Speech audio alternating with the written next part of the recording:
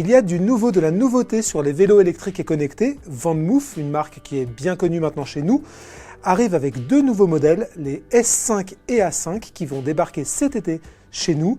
On a beaucoup de choses à vous dire parce qu'on les a vus en vrai quelques jours avant leur annonce et on a même pu rouler un petit peu avec.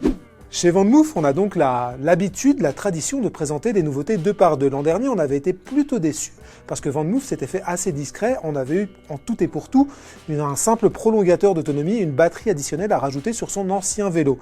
Et bien cette année, ça change complètement. On a deux nouveautés et c'est des nouveautés plutôt appréciables, plutôt intéressantes parce qu'il y a énormément de choses à dire sur ce S5 et A5. On va d'abord commencer par l'esthétique, le design de ces deux vélos. Sur le S5, pas de surprise ou presque. En fait, on reconnaît le cadre traditionnel d'un VanMoof. D'après le premier vélo de la marque sorti en 2009, on a toujours le même dessin global, mais là il y a une différence, notamment par rapport au S2, S3 qui étaient absolument identiques. Là, le cadre est légèrement plus bas.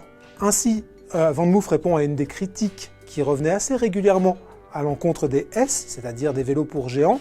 C'est pas simplement un vélo plus bas, c'est aussi un vélo qui est aussi différent dans son approche, dans son cadre. Typiquement, les tubes sont bien plus imposants, notamment le tube diagonal qui a pris en épaisseur. Le vélo, globalement, il donne une impression de grande solidité. Il a pris 2 kg au passage, donc il faudra aussi voir si ça a des conséquences sur les sensations de conduite. Mais globalement, on a un vélo qui a l'air un peu plus trapu, mais aussi un peu mieux fini. Et on a donc le A5 qui est la véritable nouveauté stylistique chez VanMoof. On oublie le X et son cadre iconique. On vient avec une nouvelle forme de vélo qui s'inspire largement du BMX. C'est un vélo à cadre ouvert qui conviendra également aux personnes qui sont un peu moins grandes que celles qui roulent en S, tout simplement. Ça donne quelque chose d'assez original, même si ça vient du BMX. On a été très agréablement surpris par son design, ça devrait plaire à beaucoup de monde. L'autre surprise, elle est de taille, elle concerne évidemment les deux modèles, parce que ce qu'on n'a pas dit, c'est qu'effectivement il y a deux designs qui sont séparés, mais le reste des caractéristiques techniques sont presque identiques d'un vélo à l'autre. Mais la grande nouveauté, donc en fait le grand changement chez VanMoof, c'est la disparition du fameux écran matriciel LED. Si vous vous souvenez, sur les vélos précédents, on avait sur le tube principal un écran matriciel qui affichait le niveau d'autonomie et aussi la vitesse. Cette année, VanMoof a décidé de remettre cet écran matriciel dans le placard et on est parti sur quelque chose de radicalement différent. Alors, ce que VanMoof propose, c'est tout simplement deux bagues lumineuses qui se situent de part et d'autre du guidon. Ces bagues-là, en fait, elles donnent plus ou moins les mêmes indications que ce que faisait l'écran matriciel avant. On a une bague pour l'autonomie qui est remplie complètement et qui se décharge au fur et à mesure qu'on roule. Et on a une autre bague qui, elle, indique, alors sans la précision d'un écran évidemment, la vitesse à laquelle on roule. C'est un indicateur de vitesse sans plus de précision, on n'a pas pu le voir à l'œuvre exactement. Que les fans de stade se rassurent, pour compenser cette absence, VanMoof va intégrer directement dans la boîte un support pour smartphone qui permettra tout simplement de mettre son smartphone en plein milieu du guidon et donc ainsi d'avoir non seulement les statistiques habituelles, mais en plus la navigation.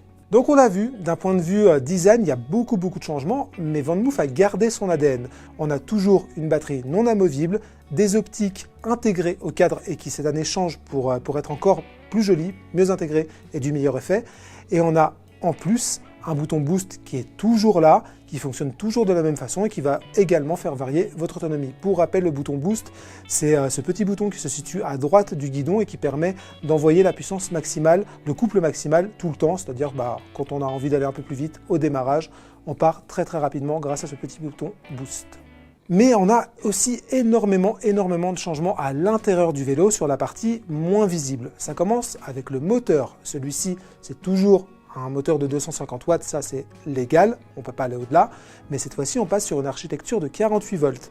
Et mieux que ça, on augmente aussi la puissance, le couple. Le couple disponible sur ce nouveau moteur, il est de 68 Nm contre 59 auparavant, alors ça ne fera pas une grande différence, surtout si on fait essentiellement de la ville, mais globalement, ça passe à peu près partout. Plus intéressant encore, mais là on a assez peu de ressenti parce qu'on a eu les vélos très peu de temps en réalité, on était dans un endroit fermé, on a pu faire que quelques allers-retours sur des prototypes, donc des vélos pas finis, mais l'assistance en elle-même est en train de changer, va changer au moment du lancement. La cartographie évolue, le shift des vitesses automatiques lui aussi va évoluer et finalement c'est tout le comportement et toute l'assistance des VanMoof qui va être un petit peu affiné. Et clairement on va essayer de vous faire le test le plus précis possible quand on aura ces vélos. Sur la partie mécanique, on a plutôt été heureux de constater que VanMoof a pris en compte les remarques des utilisateurs. On passe par exemple à des freins à disque ventilé qui éviteront de couiner quand il pleut, c'est plutôt intéressant. Et on a aussi la partie sécurité qui est intégrée, enfin qui fait partie de l'identité de VanMoof, qui elle n'a pas vraiment bougé. On a toujours le fameux Active Lock, le bouton qui permet en fait de bloquer et d'installer un système d'alarme, enfin de déclencher l'alarme sur le vélo. Mais cette fois-ci, en fait, ça fonctionne un peu mieux avec le téléphone. On n'a plus besoin de sortir son téléphone. Il y a un capteur de proximité qui fonctionne à plein et qui permet en fait de débloquer son vélo sans avoir à passer par l'application. L'application justement, c'est l'autre grande nouveauté. Là pour le coup, VanMoof a tout revu de A à Z.